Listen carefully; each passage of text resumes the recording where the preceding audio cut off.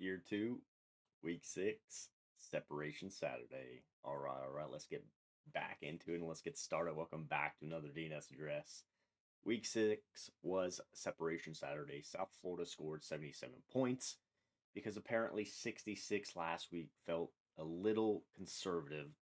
Georgia Tech used 2 kickoff return touchdowns, a pick 6, and a 59-yard field goal to remain unbeaten. Troy rushed for 339. Old Dominion's Heisman candidate scored 4 more touchdowns.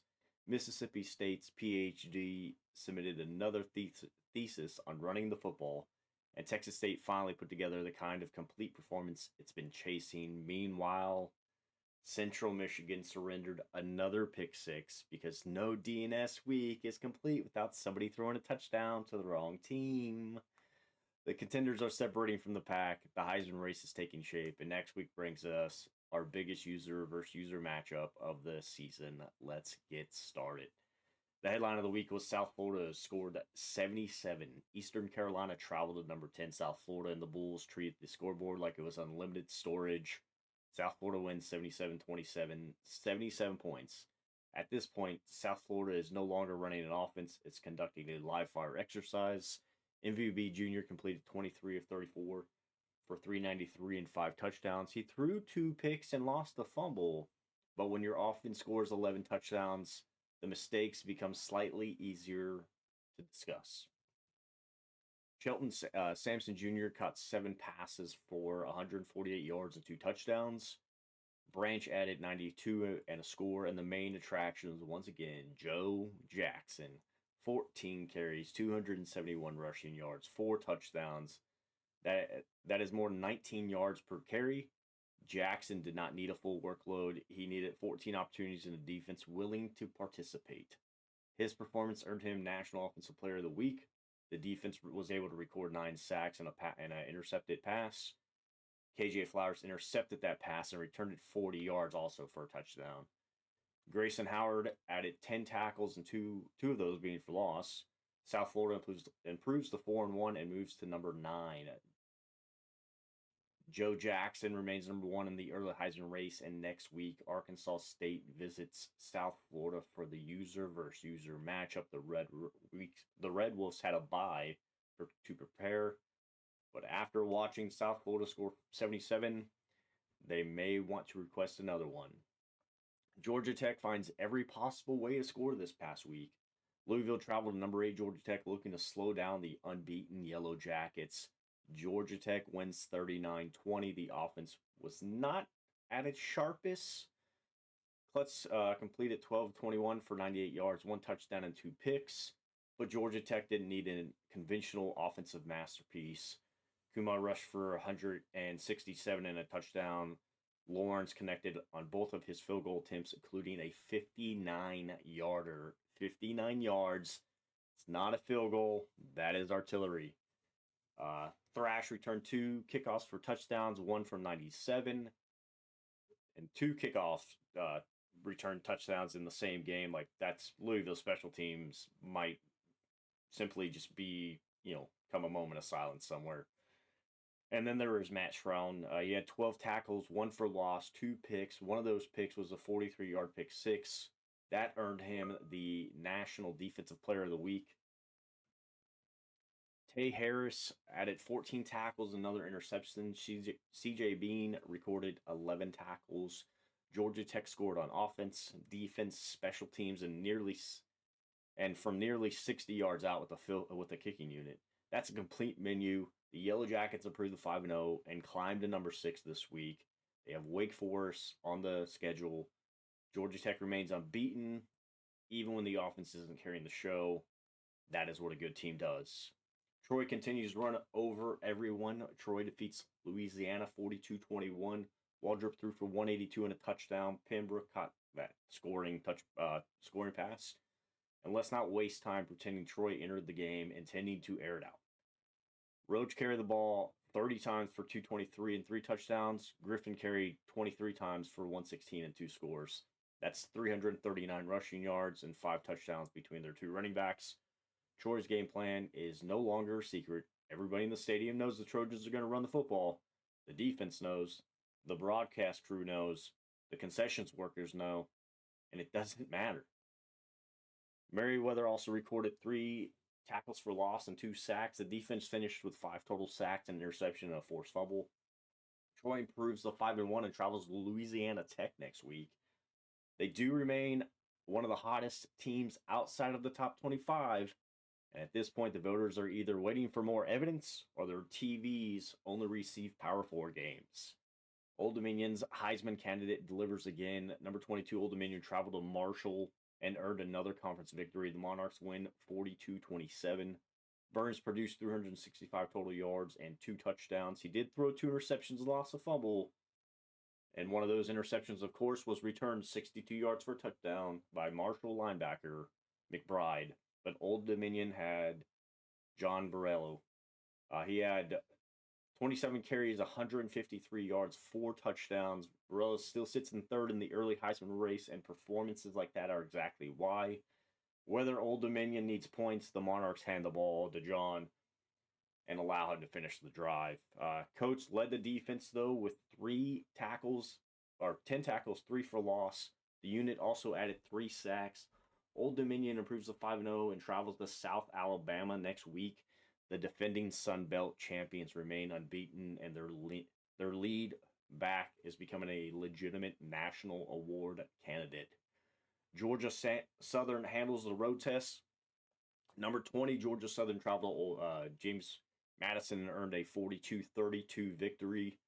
Weston Bryant completed 13 of 18 passes for 118 yards and 2 scores. The Eagles did not produce huge passing numbers. They didn't need to. Todd rushed for 107 and 2 touchdowns. Woodgett added 58 and 2 more scores. J.J. Bradley contributed 67 yards. Georgia Southern's 3 primary backs combined for 232 and 4 touchdowns. The defense was able to record 6 sacks, 2 interceptions, and a forced fumble. That was not the dramatic ranked upset against Louisville. It was not a top 5 win over BYU. It was, though, a solid road victory in a game where the Eagles took care of business. Georgia Southern improves to 4-1. Georgia State visits Statesboro next week. The Eagles are ranked. They are rolling, and now they must avoid allowing a dangerous rivalry-style conference game to become a trap. PhD passes another exam. Mississippi State traveled to West Virginia and won 38-32. Coolidge threw for 223 and 3 touchdowns. He also threw 2 picks. But PhD once again powered the Bulldogs. 27 carries, 192 yards, 2 rushing touchdowns, 4 receptions, 61 receiving yards, 2 more touchdowns. That's 253 total yardage and 4 scores. PhD did not submit a paper this week. He submitted the entire curriculum. Marquise Johnson added 64 receiving yards and a touchdown. Jalen Smith recorded 12 tackles. Amari Williams added 10 tackles, 5 of those for loss and half a sack. Mississippi State improves to 3-1 and hosts Vandy next week. After 3 consecutive 1-point games earlier in the season, a 6-point win probably felt like a comfortable afternoon.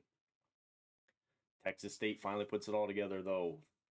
Texas State traveled to Washington State looking for its first win. The Bobcats leave with a 29-21 victory. Risling completed 13 of 20 passes for 146, 2 touchdowns, and 1 interception. Cole Pryor followed his National Player of the Week performance with 117 rushing yards and 2 more touchdowns.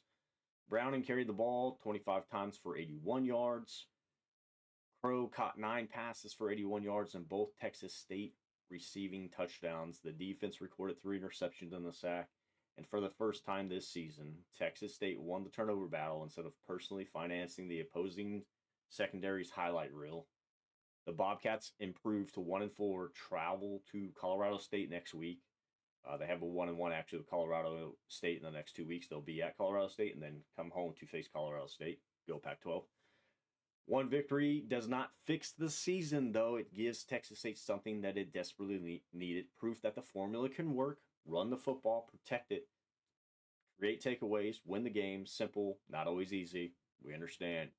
Sacramento State wins with the ground game as well. They defeat Ball State 27-10. Babcock threw for 137 yards and 1 interception. McKinney attempted 3 passes, but the Hornets wisely placed the offense on the shoulder of the running backs. Golly rushed 21 times for 151 and 2 touchdowns. Rainey added 71 and another score. Sacramento State rushed for 222 yards through its top 2 backs and held Ball State to just 10 points. No 6 interception disaster, no pick six on a screen, no offense turning the football into a door prize, just a physical road victory. Sacramento State improves to 3-2 and travels to Buffalo next week. It turns out the safest passing play in the Hornets playbook may be handing the ball off to Devon Godley. Central Michigan is still struggling. UCLA defeats Central Michigan 41-10. Quentin Sneed threw for 134, 1 touchdown, 2 picks. Von Blue produced 127 total yards. The defense recorded 2 picks, but Central Michigan could not create enough offense to stay competitive. UCLA's corner, Aaron Williams, returned an interception 30 yards for a touchdown. Yes, another opposing pick 6 against the DNS program. The tradition remains alive. Central Michigan falls to 0-5. Host Kent State next week. The Chippewas need a win. Not another award-winning performance. Not another respectable stat line. A win. Our stock-ups this week were South Florida, 143 points across the last 2 games. Joe Jackson leads the Heisman race, and the Bulls are back in the top 10. Georgia Tech, 5 games, 5 victories. Number 6 in the country. The Yellow Jackets can win through offense, defense, or special teams. Old Dominion, who stayed unbeaten, still scores more than 40 points a game, and John Varello is now 3rd in the Heisman race. Good stock. Troy, 5 wins in 6 games, more than 300 rushing yards against Louisiana. Still waiting for the ranking.